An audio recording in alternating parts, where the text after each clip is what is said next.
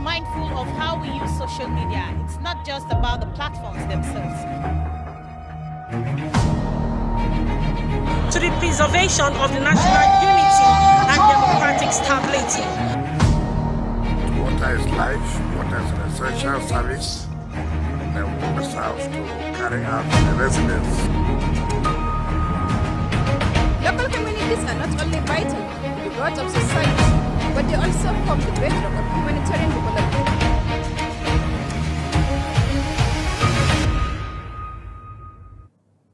Hello and welcome to The Reporter, a news and current affairs program that goes beyond the headlines, bringing reporters from the field to give first-hand accounts and in-depth analysis of unfolding issues, correspondents' perspectives, ensuring balanced, credible, and comprehensive storytelling.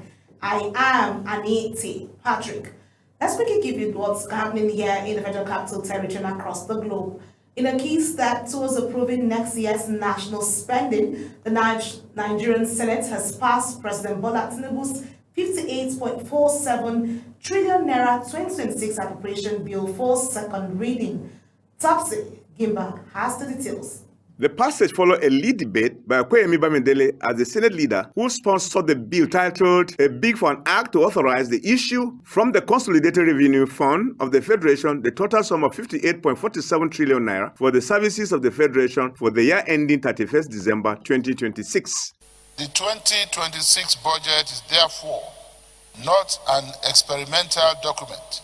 It is a budget of consolidation, consolidating reforms already undertaken, stabilizing key economic indicators, and accelerating growth through targeted public investment. Bamidele described the budget as one of the consolidation, building on the administration's reform to stabilize the economy and bolster public finances. During contributions, fellow senators called on the Appropriations Committee to conduct rigorous scrutiny. President, defense appears to have the largest share. And that is the mindset of this administration, to secure us, protect us, and of course, our armed forces and other security agencies. This budget, which is earmarked at 58.4 trillion naira, is remarkable because the four main things which Mr. President has set out to achieve. Number one, which is extremely fundamental, the role of government, the primary security of lives and property.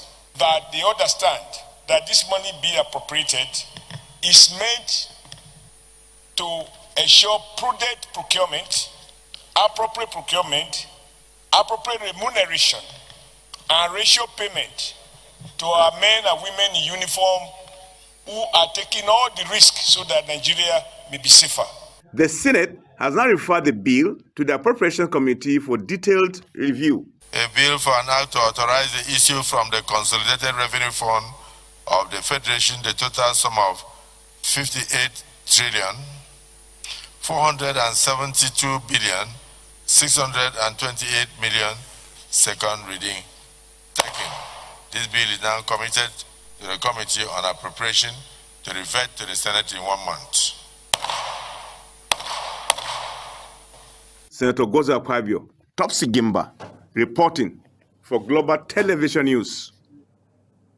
And joining us right now in the studio is our correspondent, Topsy Gimba, to bring us up to speed with what went down at the Red Chamber there. Topsy, it's good to have you join us on The Reporter. Thank you, Aniki, for giving me that opportunity. You look relaxed a bit. Is it because the House or the National Assembly has gone on recess? Well, let's quickly get to this stuff. With the Senate advancing Tinubu's proposed 58.47 trillion naira for 2026 budget, second reading, that's passed for second reading, and how realistic are the revenue assumptions on the pinning the spending plan, and can Appropriations Committee truly rein in deficits amid ongoing economic pressures from all sectors of the economy right now? Well, your question carries, sure. But let me look at it at the level of how would they be able to mop money from sources of this revenue to make what they intend to execute in 2026. Yeah, of course, before that happens, before you see that budget pass like the way it happened, the MTEF was there, and the MTEF was the predictions of how the economy of a given nation behaves. And if they study the MTEF and realizes that possibly this is where the money is coming from, this is where the money is coming from, and how much are we getting from there if we decide to cut an amount. It is on that basis they looked into that projections and they came up with that proposal that brought about the 54.47 trillion naira for 2026 budget. Okay. Of course, you know, Nigeria has so many ways of making money, but cardinally is a mono economy precisely, where oil is the main factor that provides money for the government. And so with the tax reforms, that has become an act, even though it lacks legitimacy because people are criticizing it. Now, what they propose is not what finally was endorsed or gazetted, but the initial attempt of this particular reform is to make sure that money are generated far away from oil sector. So if that works, it then means Nigeria is likely to get more money because we don't pay tax. Many activities going on to mop up the money is not just there, but with the reforms that this present administration has actually given up, it then means with the oil and the reforms, definitely this 2026 budget might become realistic. Okay, so the lawmakers have described the 2026 budget as one of consolidation. What measure outcome should Nigeria expect? Because like you said, we don't do tax, not everybody goes through the tax process. What measures should Nigerians expect in terms of inflation control, the debt management, and also improve public service before the final passage of this? From the speech made by the president, he said the inflation is going down. Yes, and if you check, I don't know. I'm not an economist. I'm just a reporter. But the way, of course. But the way I understand, and you know, as a journalist, I get afraid of figures. But to a very large extent, if you check the index, you know that many things are really happening, not at the way they used to be in the past. And so inflation is really reducing because this government is working so hard in making sure that life becomes normal like the way it used to be before now. And so if you just take the agricultural sector of it, you know, food supply and prices are really reducing to a very large extent. And so you know the inflation too will actually reduce. Though the exchange rate is still not palatable because $1 to 1,400, we still have much to do about that aspect. Okay, well, a lot to do. Kimba, thank you so much for being a part of the program. Well, let's quickly move our focus and look at Benue State, where Governor Hyacinth Alia of Benue State has presented the 2026 appropriation bill to the State House of Assembly titled Budget of Rural Development, Livelihood, Support and Sustained Growth for Scrutiny and Approval. Governor Alia made the presentation Monday at the newly renovated Assembly Complex in Makurdi. Felicity Ndere reports that the proposed budget with an aggregate expenditure of 605.5 billion naira aims to ensure progress, prosperity, and well-being for the citizens of Benue State. House, Governor Alia explained that the 2026 budget is a deliberate strategy aimed at repositioning the state's economy and to improve the living standards of the people of the state. He described the budget as a practical roadmap to inclusive growth, stressing that economic progress must translate into better living conditions for ordinary households. This budget is structured to drive practical improvement in the lives of ordinary people, particularly those in rural communities. Breaking down the figures, the governor disclosed that 281.1 billion, representing 46.4%, is allocated to recurrent expenditure, while 342.4 billion, representing 54%, is earmarked for capital projects. This budget speaks to our collective hope. It speaks to our resilience, and above all,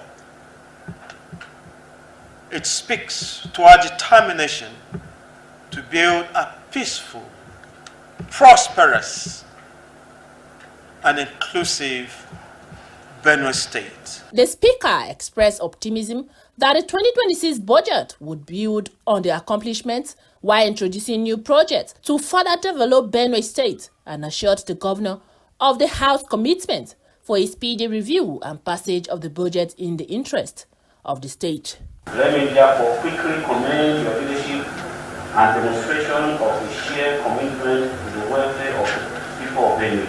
and we are eager to study it, provide our input, and work together to ensure its successful passage and implementation. The Assembly is expected to commence detailed consideration of the 2026 budget in the coming days as stakeholders look to the proposal to drive development and economic stability in Benue State.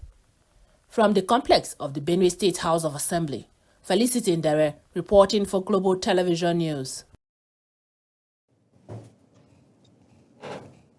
And joining me right now from Makurdi is Felicity Ndere to bring us up to speed on what went down there. Felicity, it's good to have you join us. How are you doing?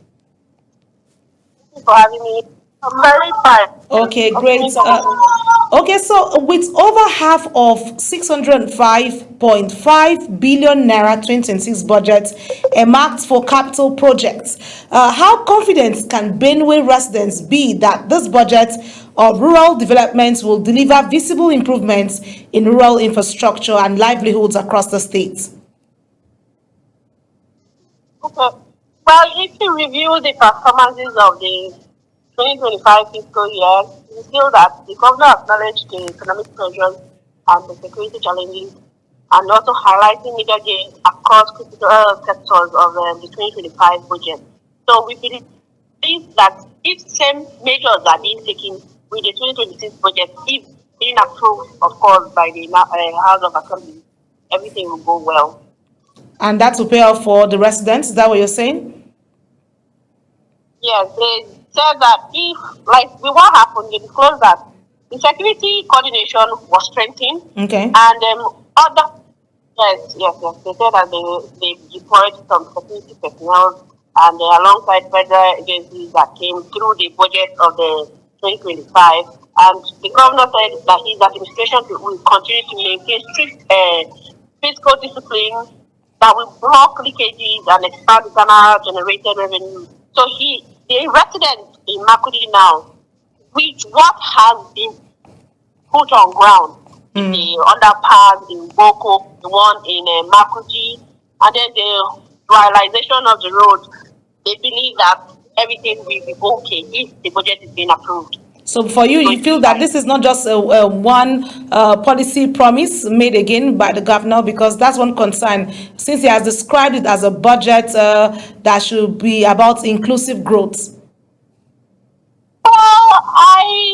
I think at this, I don't really have an opinion since I'm a journalist, but you know, with the people that you see on the street, they will tell you that this is what they are saying. This is their own opinion. Okay. You know, like, as everybody have negative and positive opinions to what they do, you will know that some other people will be against it. That we see what will happen in 2026, because this is the first time that a budget of 605 billion is being presented to the House of Assembly. So they believe that till what has been promised will be on ground before they will be able to acknowledge the story. All right, amazing. Thank you so much, Felicity, for bringing us up to speed. Keep your eyes on the ground. I know you're a journalist, but you can give us all the information we need from Benue. Thank you so much, Felicity, for bringing us that story.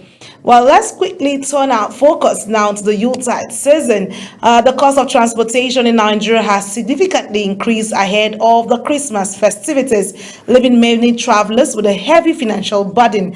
Nafisat Baba visited Jabi Motor Park and now reports. As the Christmas season approaches, many celebrants are preparing to embark on journeys to spend the holidays with loved ones. However, the cost of transportation is telling on the travelers as the fares have risen astronomically. Actually, it's a lot, and it's very discouraging to even want to travel, because last time we checked the news, fuel has actually even come down, but yet during December it's always inflating. It's always inflating every damn time. As our last week, it was 18,000 naira. Now it is 20,000 naira. So by next week it will be 24,000. So people are discouraged to even travel. Several factors are contributing to the fare increases. They include high cost of fuel, wear and tear on vehicles, and the high demands for transportation during the Christmas season. The challenge that we are facing on road is paining us. So we beg for government to help us and put more efforts with about the security for us for road. That Lokoja road, it affects us. We no see road to pass. Understand? Some drivers that live here since day before yesterday, They are still there up to now. They did not see way to pass. The increased cost of transportation is likely to have a significant impact on travelers. Many will have to dig deeper into their pocket to secure a seat on buses or plane, while others may be forced to reconsider their travel plans. Things are getting expensive during this festive period. We just hope the road is actually. The cost of transportation is just one of the many expenses that come with traveling during the Christmas season. As travelers prepare for their journeys, it is essential to plan ahead, research options, and budget accordingly. Nefisa Baba, Global Television News. And joining us now is our correspondent Nefisa Baba to give us more on that particular work she did at the motor park. Nefisa, it's good to have you join us on the reporter. Good day, Miss Aniete. All right, great. So Nefisa, you were at the park there, and it's the Yuletide season, a lot of activities happening. How is the feel in Abuja as people travel for this festive season?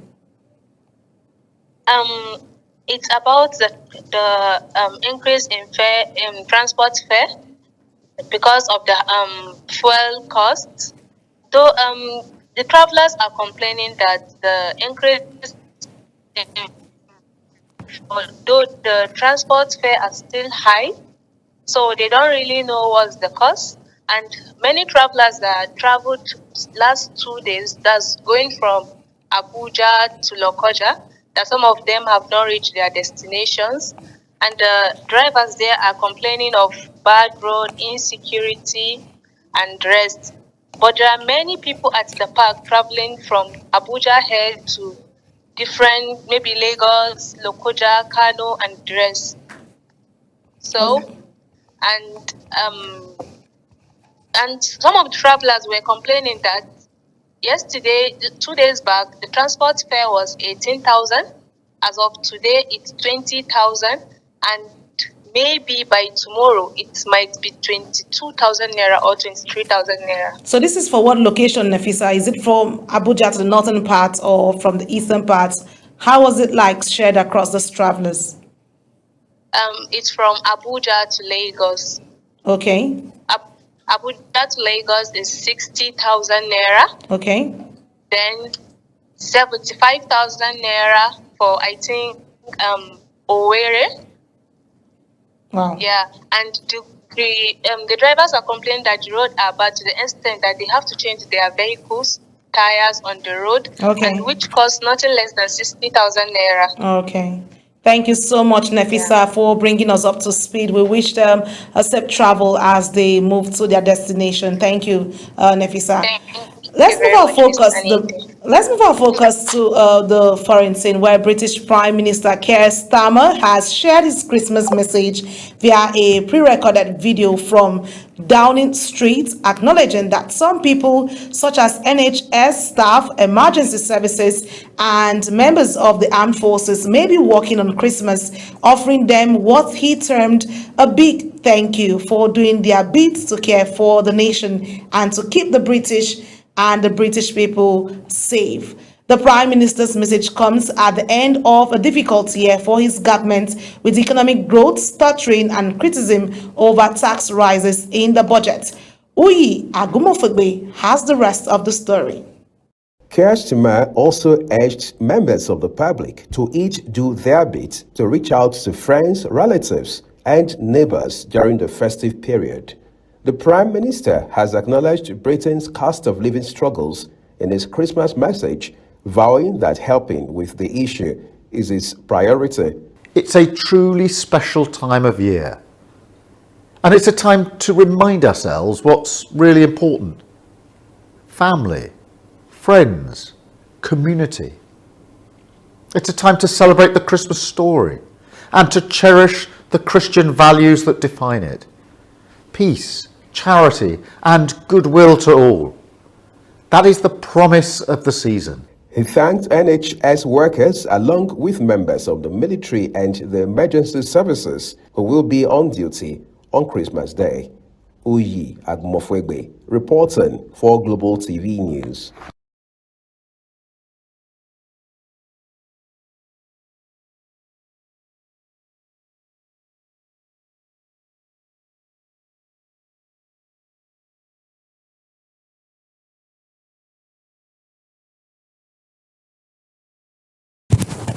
And of course, it's the Yuletide season where a lot of things happening to wind up for the year. And joining me in the studio is our correspondent who had that details and is here to share with us what it is for the Yuletide, especially Christmas for the world. It's good to have you join me in the studio. Yeah, it's always a delight. Thank you.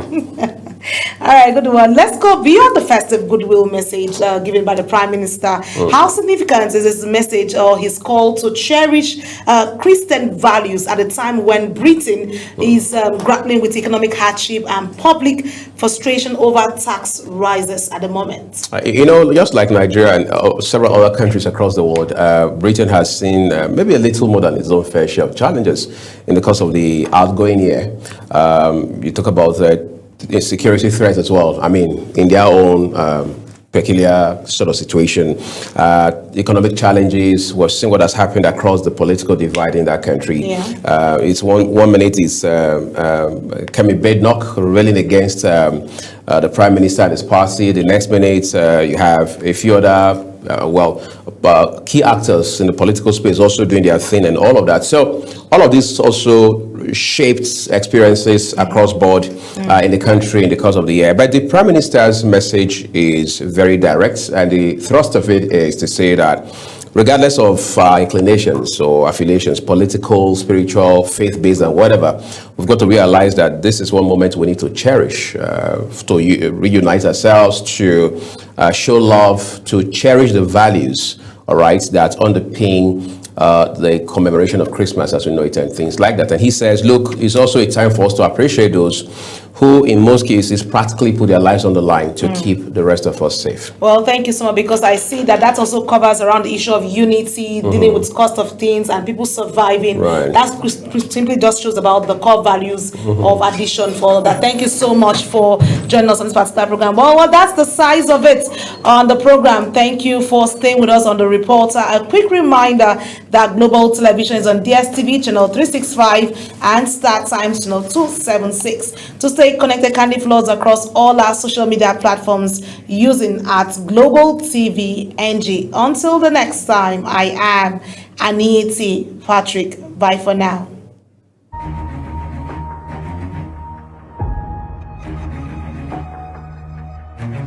Be mindful of how we use social media. It's not just about the platforms themselves. To the preservation of the national unity and democratic stability. Water is life, water is an essential service, and we must have to carry out the residents.